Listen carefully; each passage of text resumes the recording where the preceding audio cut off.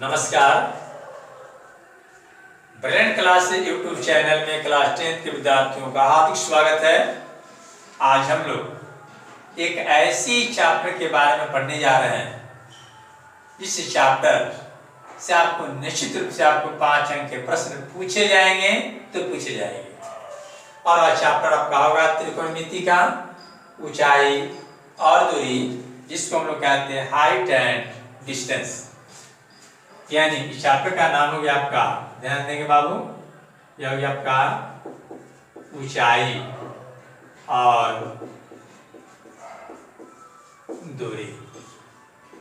ऊंचाई और दूरी इस चैप्टर से आपको क्या आता है, निश्चित रूप से 5 अंक के प्रश्न पूछे जाते हैं। इसलिए आप इस चैप्टर को का अध्ययन जो है बहुत बढ़िया से आप लोग करें, ध्यान से करें, ताकि सब चैप्टर से जो भी प्रश्न आए आप उसे आसानी से बना सकें।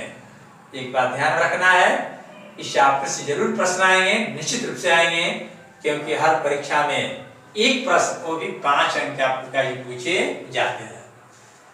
तो देखिए, ऊंचाई और दूरी नाम से शायद स्पष्ट है कि इसका उपयोग जो है हमारे दैनिक जीवन में, जैसे पेड़ की ऊंचाई ज्ञात करना, नदी की चौड़ाई ज्ञात करना या किसी भवन की ऊंचाई ज्ञात करने में इसका प्रयोग किया जाता है। तो देखिए, इस चैप्टर का अध्ययन करने से पहले आप लोगों को 2 बिंदुओं पर ध्यान देना होगा। एक होगा उन्नयन कोण और अवनमन कोण। उन्नयन कोण क्या है और अवनमन कोण क्या है, यदि आप इसे जान जाएंगे, और उन्नयन कोण और अवनमन कोण में संबंध क्या है, इसको भी जानना हमारे लिए क्या अति आवश्यक है।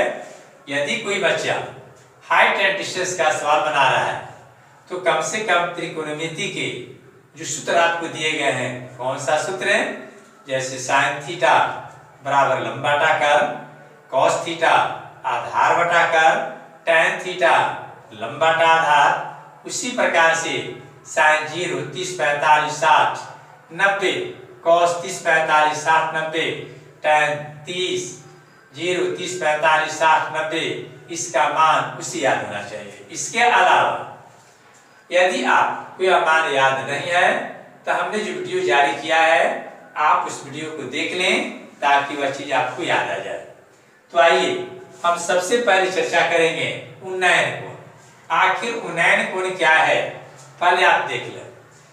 यदि मान लिया जाए कि आप किसी भवन के बाहर खड़े हैं और भवन के ऊपरी सिरे को देखना चाहते हैं, नहीं तो भवन के ऊपरी सिरे से चलने वाली किरण और आपके आंख के बीच जो कोण बनता है, उसी कोण को हम लोग उन्नयन कोण कहते हैं।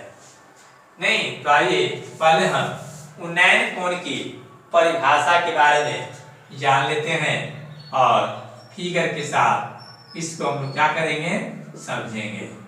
उन्नयन कोण, उन्नयन कोण जो है यह क्या है, आप इसे जानें, सोचें और समझें। अगर कोई प्रश्न आता है तो आप आसानी से उसे बनाएं। यानी हमारे कहने का अर्थ हुआ, जब कोई दर्शक दर्शक का अर्थ होता है देखने वाला, जब कोई दर्शक नीचे से ऊपर की वस्तु को देखता है, ऊपर की वस्तु को देखता है, तो वस्तु से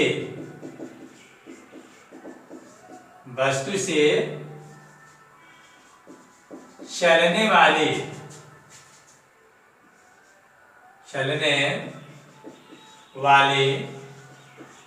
किरण और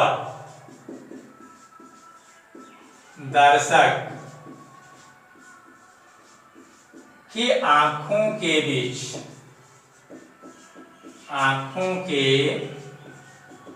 बीच जो कोण बनता है,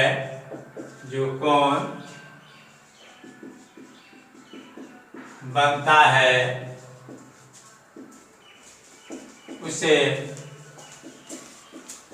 कोण को उन्नयन कोण कहते हैं। उन्नयन कोण कहते हैं। अब ध्यान देंगे आप लोग, मान लिया जाए कि कोई वस्तु यहाँ है और दर्शक यहाँ है। यहाँ से दर्शक, याद रखेंगे आप, यह हो गया आपका वस्तु और यह हो गया आपका दर्शक। देखिए, तो वस्तु से चलने वाली ये जो किरणें हुई और यहाँ आँख है आपका, और इसके बीच जो कोण बना, इसी कोण को हम लोग कहते हैं उन्नयन कोण। उन्नयन कोण हो गया आपका। शायद अब आप लोग समझ गए होंगे उन्नयन कोण किसको कहा जाता है। हमने अब बात बताया। देखिए, यहाँ पर दर्शक है, यहाँ का क्या वस्तु है, और दर्शक इस वस्तु को देख रहा है। तो वस्तु से चलने वाली जो रेखा जो है और दर्शक की आंख के बीच जो कोण बना, इसी कोण को हम लोग कहते हैं उन्नयन कोण। अब आपका होगा अवनमन कोण। अब हम लोग देखेंगे कि आखिर अवनमन कोण किसको कहा जाता है। ठीक यही परिभाषा आपका हो जाएगा। यदि हम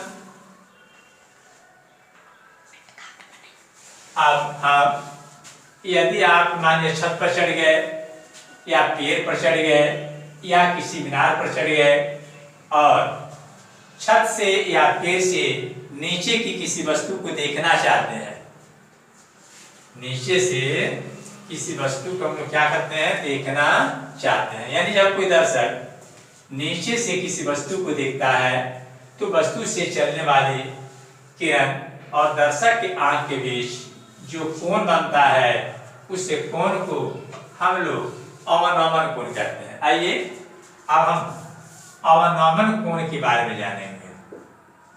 अवनमन कोण यह हो जाएगा आपका, पहला जो था हमारा उन्नयन कोण और यह हो गया आपका अवनमन कोण। इसका डेफिनेशन देखें। जब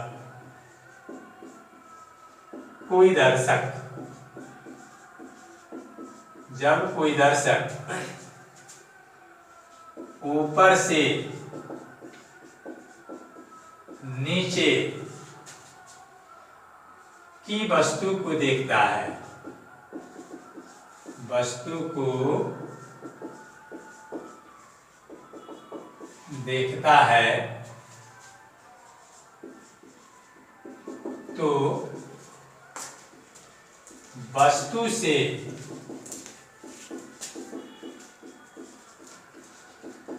चलने वाली किरण और दर्शक के आंख के बीच, दर्शक के आंख के बीच जो कोण बनता है,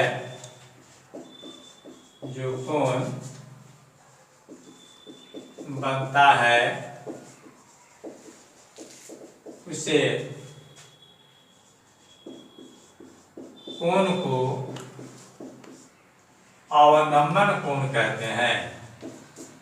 अवनमन कोण कहते हैं। अब देखेंगे हम लोग, यहाँ पर मान लिया जाए कि वस्तु आपका यहाँ यह हो गया आपका वस्तु,